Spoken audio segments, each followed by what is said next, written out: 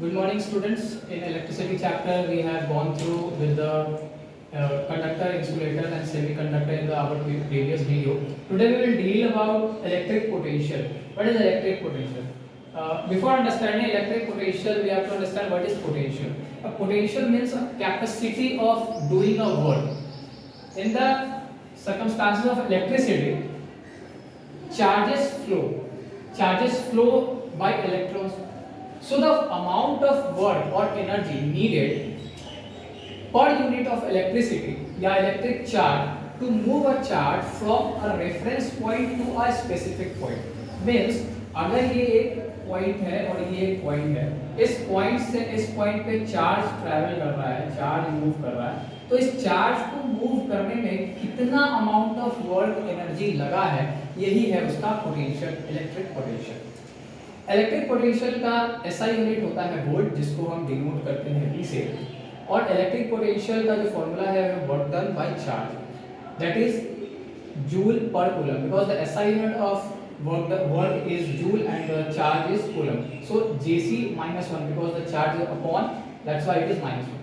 अब electric potential का मतलब एक्जैक्टली है, देखो 1 volt of electric potential means कि 1 joule of work is done in bringing 1 coulomb of charge from infinity to a specific point. एक point से दूसरे पॉइंट पे 1 कूलम ऑफ चार्ज को ट्रैवल करने में 1 जूल एनर्जी खर्च हुआ है, इसको हम कहेंगे 1 volt of electric potential.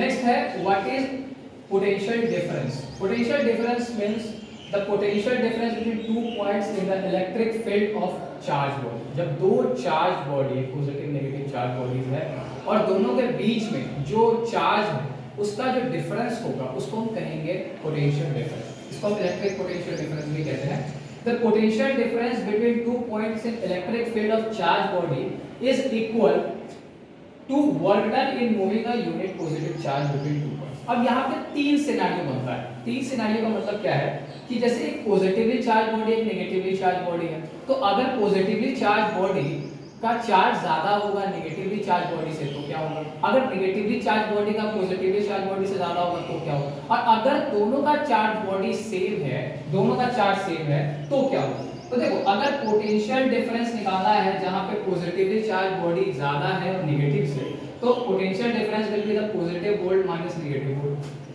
Positive charge body. और अगर negative charge body is more than the positively charged body, then the potential difference will be the charge upon the negatively body and charge upon the positive body, the difference will be the potential difference। and the third scenario is कि अगर positive charge body और negative charge body same हो जाए तो क्या होगा, तो वहां पे चार्ज फ्लो ही नहीं कर सकता है, क्योंकि बॉडी का जो चार्जेस है वो इक्वल है, तो कोई एक दूसरे की तरफ मूव ही नहीं करेगा। ठीक है, थैंक यू।